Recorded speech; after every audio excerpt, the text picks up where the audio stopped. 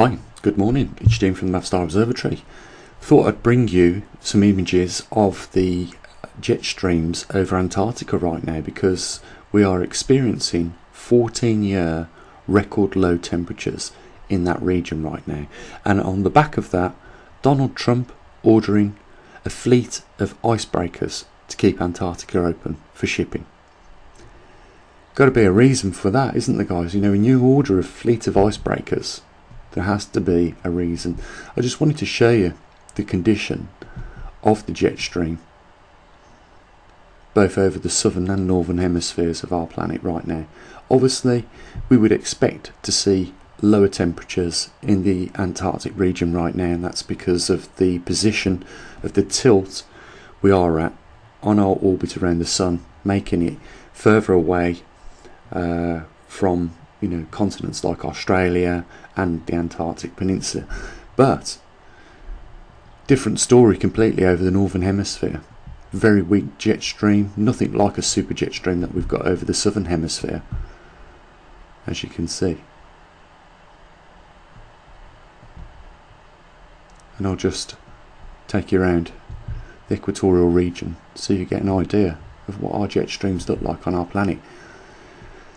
There is no distinguishable subtropical and polar jet streams both over the northern and southern hemispheres. They are intertwined, and that is why, if you're here in the UK over the last few days, 30 degrees Celsius one day, back down to 7 degrees the next.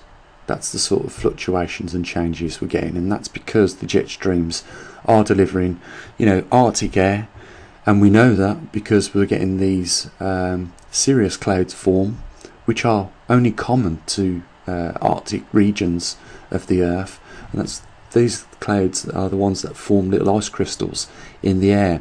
And sometimes on the evening, just as the sun is at a setting angle, you'll get sundogs forming. Again, something that is more common to the Arctic regions of the planet, not at 52 degrees. So it's not good, and one of the reasons this is being caused is through an increase in cosmic radiation, which in turn is causing cloud seeding, and that in turn creates precipitation. When you get a lot of precipitation build up in the jet stream, you get these big heavy laden water jet streams, and they dislocate, they travel a lot further south than what they normally do. That's why we're getting, over in the northern hemisphere, some regions, have ground-breaking frosts, snow, like we've seen in places like Morocco and that. And this hasn't reached equilibrium yet. We are not at the point where the poles are reversing on our planet yet. So this means that the magnetosphere will continue to weaken. We will also quite possibly see, as we've not reached equilibrium with the grand solar minimum, a weakening there. And this anomaly that we're seeing now is going to continue just to get further and further worse.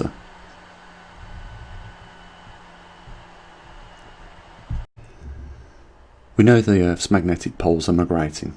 We know that the South Pole has left the Antarctic Peninsula and is moving up towards Australia. And we also know, because of two anomalies that are taking place over the northern hemisphere, and the first is that over Canada and the second is that over Russia, and what is happening, we're getting a weakening of the intensity in Canada. It is allowing the pole to move towards the stronger intensity in Russia. We know whereabout it's going to be in Russia, and all we've got to do is just watch, because what we're going to see is further dissipation of the intensity over Canada and an increase of that intensity over Russia. And at some point, the pole, which is just north of the Shetland Isles, or going up towards Greenland to the right a little, we know that that is going to be in that epicenter in Russia. As these changes take place, we also know that whilst this is happening, the magnetosphere is weakening, and that is allowing more cosmic radiation into our upper atmosphere and interact with those air molecules. We also know that we have another anomaly taking place on or around about the Brazil region of our planet called the South Atlantic Anomaly, and this is one of the weakest regions on our planet. We're putting equipment out in one of the strongest regions. It should be there any day now, and we're also going to be putting equipment in one of the weakest intensities, and at some point we will have a magnetometer, hopefully within the next month or two, up there in Canada, so we can monitor the weakening of that. There's also another anomaly taking place which isn't helping our Jetstreams right now, and that other anomaly is the grand solar minimum. We can see solar cycle 22, 23 and the main part of 24 during solar maximum. We can see equally the cosmic rays have been increasing as the cycles have been getting shorter and shorter, and it's not just because of the grand solar minimum and the cycles are getting shorter. We also have, during that last 33 years of data we're looking at, a dwingling magnetosphere that could be at around about 75% of its normal capability to protect our upper atmosphere. So we are going to continue to see more effects with the jet streams and extreme weathers, and as a result of that, guys, we are going to see more arable land go offline. We're going to see farmers losing their business. We're going to see the food production around the world reduce massively. You add in, other hindrances like COVID-19 affecting the picking of crops, the labour, and we are looking at a very negative future. And like I say, with regards to the grand solar minimum, we ain't even halfway there yet. We haven't seen a gradual picking up of the sunspot numbers and solar activity, and we haven't reached even the halfway point yet of the Earth's magnetic poles going through their reversal. So these are going to continue to get worse and worse, and at the same time we are not reducing the numbers on this planet, we're increasing the numbers. So foods are going to become more expensive and rarer. It's the same with anything, guys. A commodity fetches a good premium when there's not so much on it on the market. If it's in plentiful demand, then that commodity doesn't fetch a great deal. So it just stands to reason that we're going to see a lot of changes that affect us directly from this point out. And that's what we do at the observatory. We monitor these things, and we're trying to get more equipment out into the field. Like I say, only a week and a half ago we sent a muon detector out to Australia.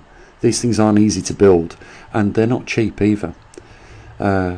The magnetometers, another one has just gone out to the Gold Coast for Richard on the in Australia as well, and we are, like I say, hoping to get one in Canada.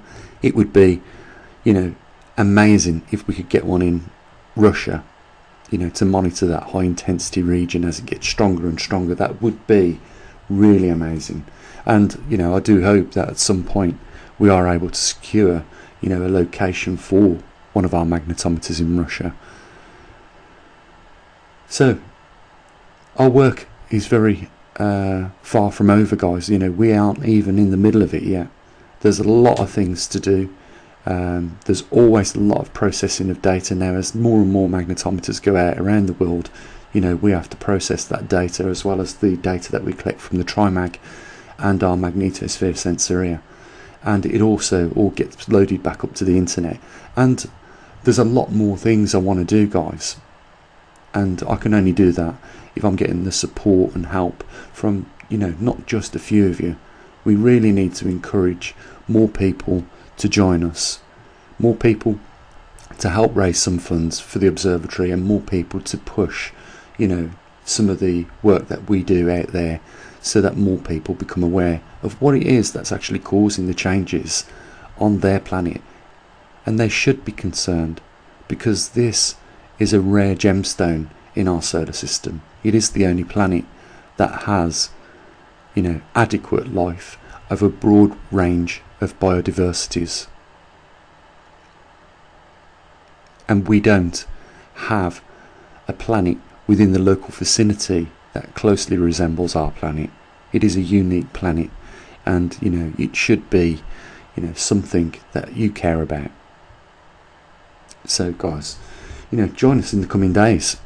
We're going to have some more information with regards to the topic of pole shift, the grand solar minimum, and we'll also have some more data. Hopefully we're soon to get some data to come from Arizona, from one of our superstars there, Scott, and you'll be informed of what that reveals.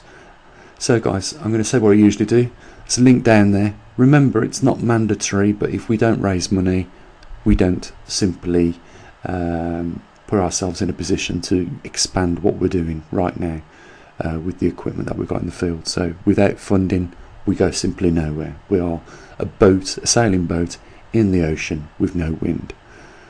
So there's a link down there if you want to help support us on that. And guys, I'll just bid you, the very best of a day for you, and look after your loved ones. I'll catch up with you in a few days. As always, bye for now.